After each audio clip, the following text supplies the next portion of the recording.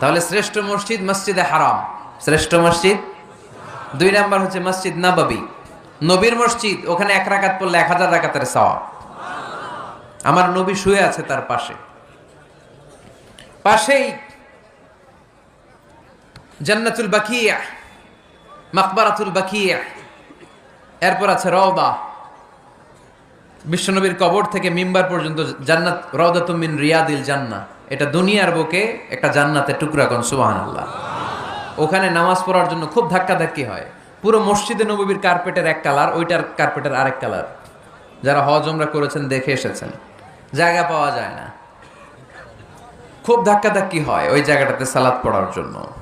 এটা হচ্ছে দ্বিতীয় মসজিদ শ্রেষ্ঠত্বের দিক থেকে। তৃতীয় মসজিদ হচ্ছে মসজিদে আকসা, ফিলিস্তিনে। আহা, এই দুইটাতে যাওয়ার সুযোগ হইলে ওইটাতে যাওয়ার সুযোগ নাই। ইসরায়েলি হায়ানাদের দখল